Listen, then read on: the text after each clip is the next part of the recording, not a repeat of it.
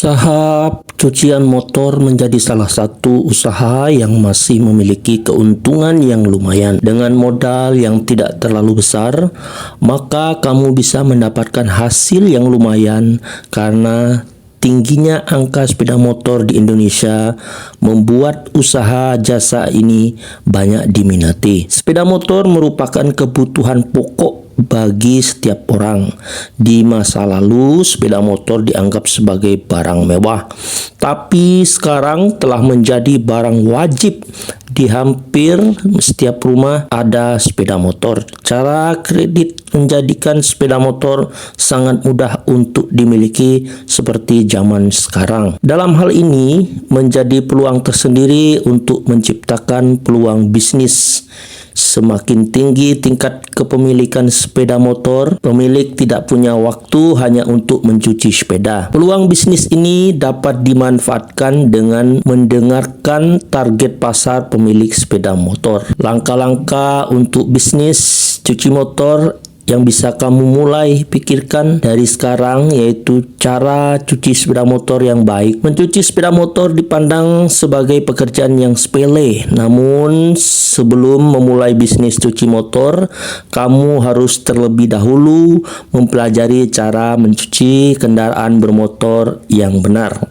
Cara mencuci yang salah juga bisa menimbulkan goresan pada bodywork sepeda motor atau parah lagi, kerusakan mesin karena karat efek resapan air saat mencuci sepeda motor. Tentunya hal ini juga akan berdampak pada kepuasan pelanggan. Setelah mengetahui cara mencuci sepeda motor yang benar, penting untuk mengedukasi lebih dahulu kepada karyawan baru agar hasil cucian antar karyawan sama dengan kualitas cucian motor yang bagus, tentunya akan disukai banyak orang, sehingga bisnis cuci motor semakin terkenal dan semakin banyak pelanggan yang datang. Yang kedua yaitu tempat strategis.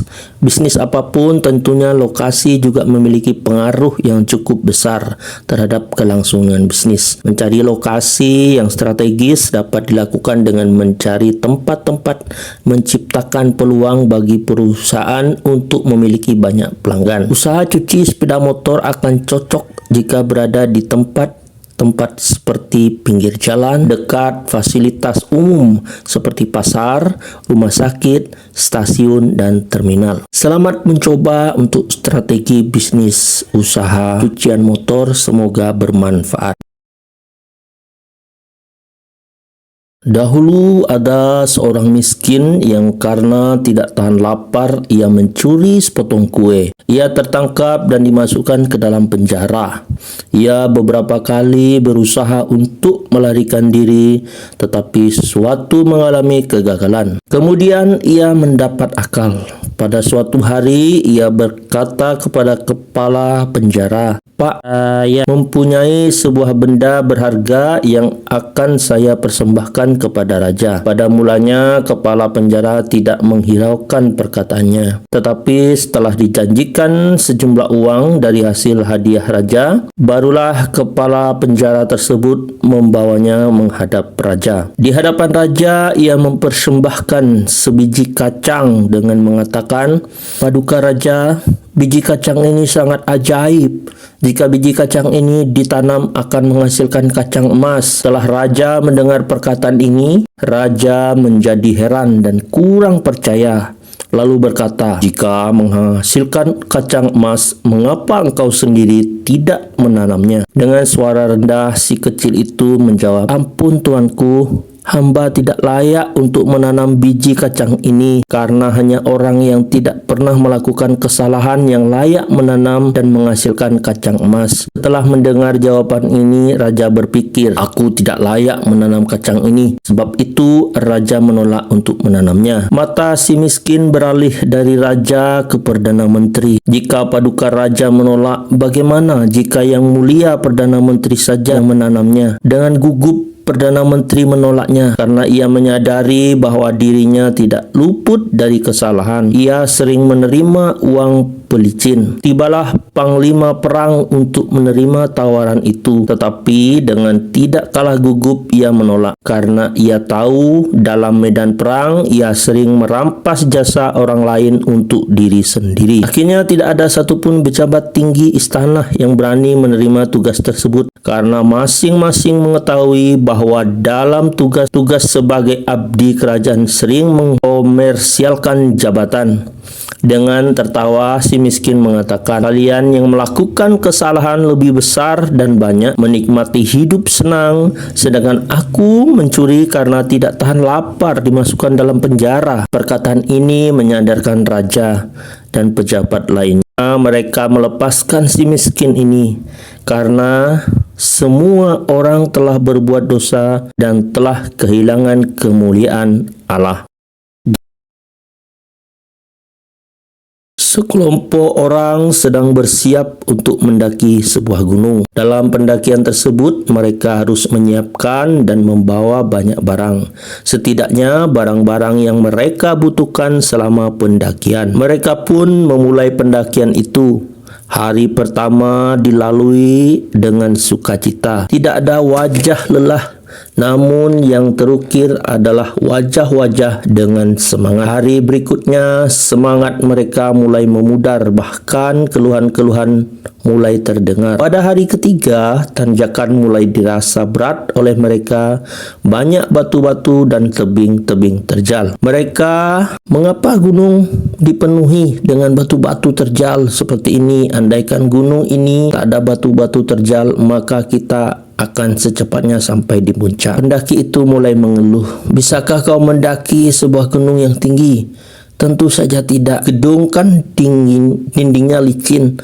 Terlebih lagi bila dipenuhi banyak kaca. Kau juga tidak akan bisa sampai di puncak jika gunung ini licin. Kau membutuhkan batu-batu ini sebagai pijakan yang akan membawamu ke puncak." Kita selalu menginginkan kehidupan yang mulus dan tanpa ada alasan, tanpa ada masalah. Kita menginginkan kehidupan yang nyaman selalu tanpa melewati rintangan. Saat kita tidak ingin melewati rintangan, maka kita tidak akan pernah sampai ke puncak. Hadapilah gunung-gunung kehidupanmu, dakilah gunung itu dan pijaklah segala batu-batu permasalahan itu. Setiap kali kamu mampu memijak batu itu, maka kualitas hidupmu pun semakin bertambah baik. Ketika kita melangkah bersama Tuhan, maka kita pun juga harus bersiap menyambut kemenangan.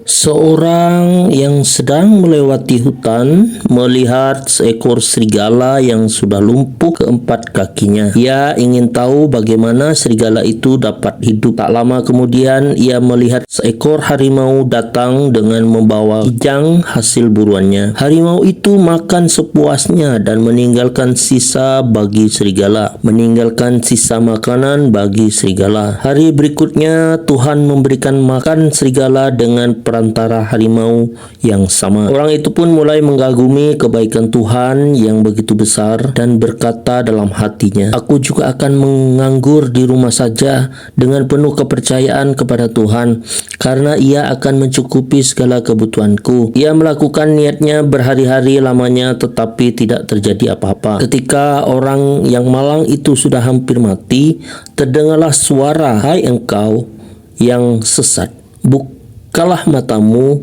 kepada kebenaran. Ikutilah keteladanan harimau dan berhentilah meniru serigala yang lumpuh." Di jalan ia melihat seorang gadis menggigil kedinginan dalam pakaiannya yang tipis.